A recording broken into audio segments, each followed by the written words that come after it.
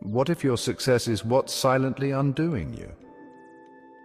What if the very things they celebrate, your consistency, your output, your composure, are quietly draining you dry? Burnout is now a classified syndrome, but no one talks about the fact that it doesn't always start with failure. It often begins with being praised for enduring what should have broken you. The most exhausted people you know are usually the ones who look like they're doing just fine. They're high-performing, high-achieving, quietly eroding, and maybe that's you. You wake up to 14 notifications. Or you respond before you breathe. You scroll while brushing your teeth. Inbox open, breakfast skipped. You listen to podcasts at 1.5 times speed because silence makes you nervous. You smile on Zoom calls and cry on the drive home. You perform, you produce. And deep down you wonder, is this all life is supposed to be? You've optimized everything except yourself. And that's where this letter begins.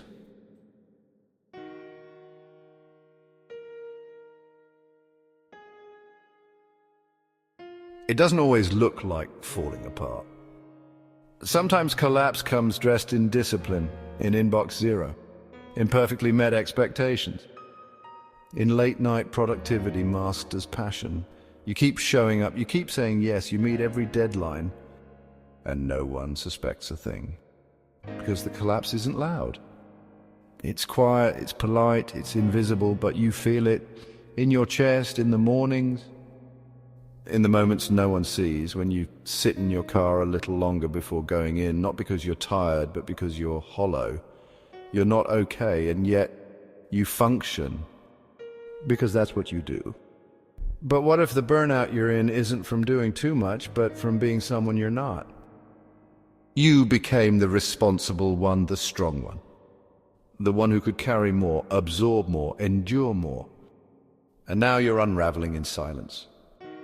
And still, you keep going because stopping feels dangerous. Because rest feels like failure. Because the mask has been on so long, you've forgotten what your real face looks like. But masks get heavy. And here's the paradox that no one tells you. The more you succeed by being what others expect, the more invisible you become to yourself. John Stuart Mill once faced that question: if all my dreams came true, would I be happy? And when the answer was no, he collapsed, not physically, but existentially. The world applauded his success, his soul went quiet. And maybe you're there too. Maybe the version of you the world loves isn't the version you want to be anymore. You're not broken, you're misaligned. You're functioning in a shape that no longer fits. So let me interrupt the rhythm here. Let's break the poetry for a second. You're not fine, you're coping. You're disappearing behind logistics and output and polish. You're checking the boxes, you're being efficient. You're saying, I've got it. But you're aching for someone to look past the performance and ask, are you okay? And mean it. So I will, are you okay? Really? Because if you're not, it's okay to stop pretending. Collapse isn't the end. It's the beginning of clarity. It's the first honest breath in a life built on holding it in. You are allowed to not want to keep up. You are allowed to want something gentler. You're allowed to want a life that feels like yours. You don't have to apologize for being done with the noise. This is your permission slip. To pause, to feel. To stop trying for just long enough to remember that you are still there beneath the expectations. And that self, the one not performing, is the one that's been waiting to come home.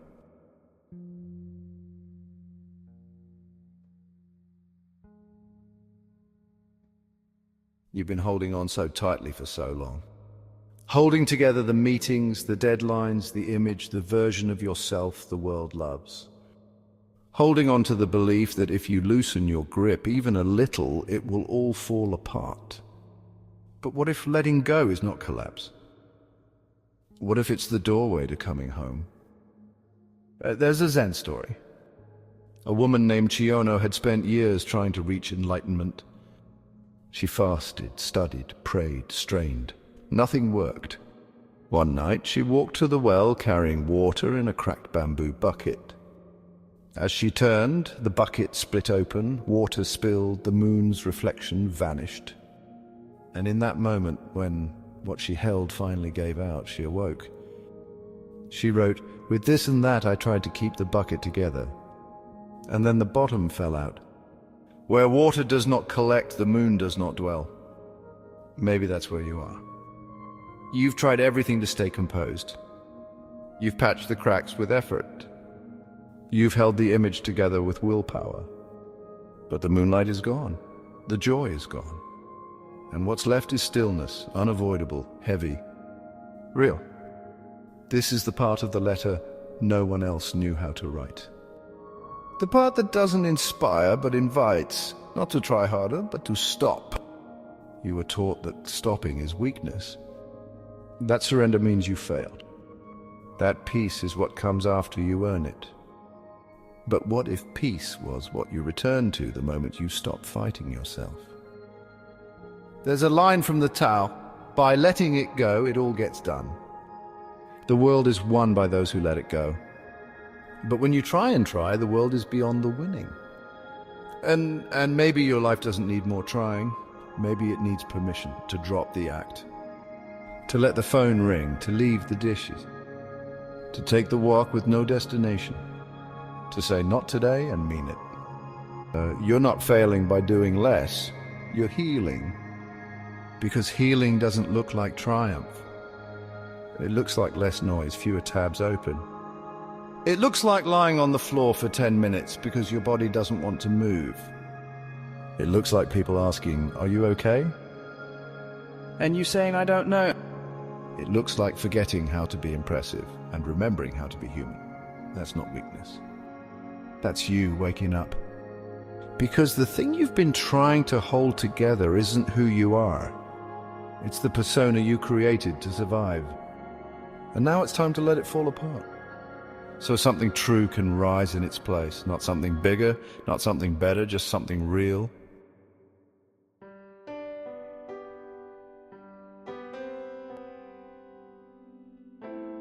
You've spent your life performing strength, doing more than you feel, giving more than you have, wearing a face that says, "I've got this."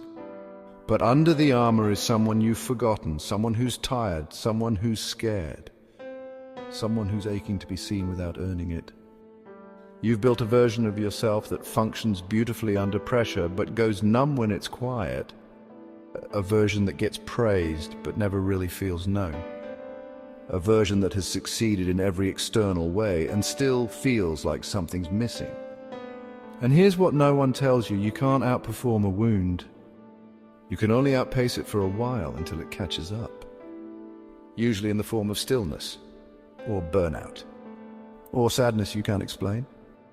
Carl Jung said, "We don't become enlightened by imagining figures of light, but by making the darkness conscious."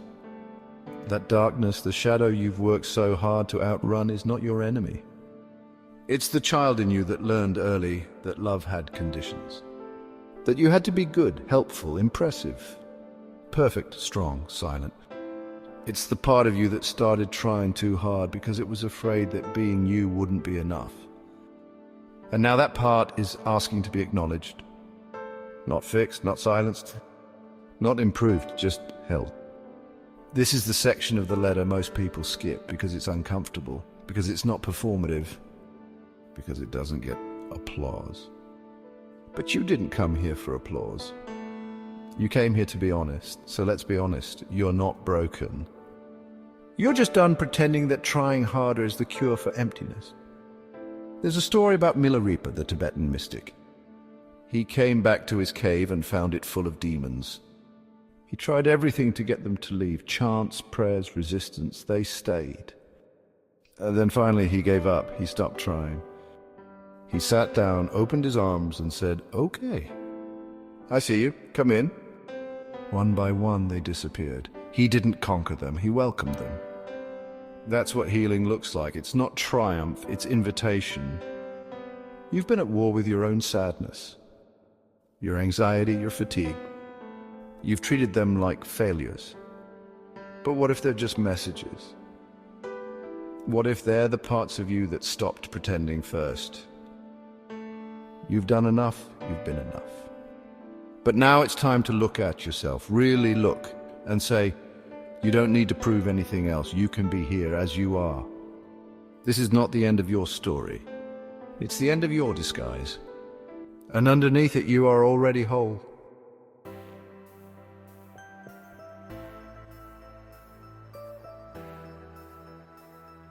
You've lived on the edge of extremes, pushing harder, resting never, climbing, achieving, fixing, earning, trying to get ahead, trying to stay needed, trying to be someone the world wouldn't forget. And it worked until it didn't. Because no one ever taught you the rhythm of enough. No one told you that always doing more doesn't guarantee anything except exhaustion. No one told you that success without self-connection eventually feels like starvation. There's a story in the life of the Buddha. Before enlightenment, he tried everything: starvation, denial, brutal self-discipline. None of it brought peace. Then one day he heard a lute teacher say to his student, if the string is too tight, it will snap. If it's too loose, it won't play. And in that moment, he understood. Truth lives in tension, not in excess, not in collapse, but in balance. And maybe that's what you're ready for now. Not another sprint, not another reinvention, just the middle way. The way that lets you breathe without guilt, work without worship, rest without apology. Because you don't need to earn what you already are. You are not a product. You are not a brand. You are not a personal development project. You are a person. You get to stop performing aliveness and start living it. This is where the narrative usually shifts to motivation again. A push, a build, a challenge. But this letter won't do that. Because you've been challenged enough. You've been driven enough. You've mastered the art of becoming someone others admire. Now it's time to remember someone else. The version of you that feels without proving, creates without a goal, exists without needing to be exceptional. Philosopher Kiran Satia describes it like this: you've been living in a telic world, goal after goal, task after task. Finish line after finish line. But the joy you're aching for isn't at the end of any line. It's in the things you do for their own sake, the atelic moments. The walk with no destination. The laughter with no audience. The page you write that no one will read. The afternoon when nothing gets done except your breath. That's where your soul starts to exhale, not when you win, but when you stop needing to. You've spent your life tuning your strings too tight. Now loosen them. Not to break, to play. Because music doesn't come from effort, it comes from resonance. And your life is ready to sound like something that feels like you. You don't have to leave everything behind. You just have to stop abandoning yourself in the process. You are allowed to stay in your own life, fully.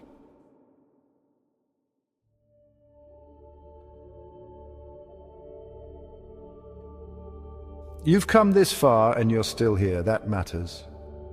Not because you kept going, but because you've stopped pretending. You've stopped collapsing into the mold you were told would make you worthy. You've stopped silencing the voice that's been quietly begging, please let me be enough without the performance. And now here's the truth. This letter was never meant to push you. It's not here to inspire, it's here to interrupt. To be the voice that says what no one said when you needed it most. You don't have to try so hard anymore. Not because you're done growing, but because you've been growing in a direction that cost you too much. You don't need to outrun your fear. You don't need to conquer your doubt. You don't need to perform your pain as strength. You just need to stop betraying the part of you that's already whole. This is the final line no one dares to write. You are not the hustle. You are not the mask. You are not the achievements you've stacked like armor. You are what remains when all of that is set down. And now it's time to set it down. Every task you tied to your worth. Every role you used to prove you matter. Every version of you that was built to be loved by people who never saw the real you. Let it fall. You are not breaking. You are releasing. You are not quitting. You are returning. to softness, to slowness, to sanity, to self. So here it is, the letter you were never given. You've done enough, you've been enough. And now the bravest thing you can do is stop trying. Not forever, just long enough to remember who you are without the effort. Just long enough to breathe. Just long enough to come home.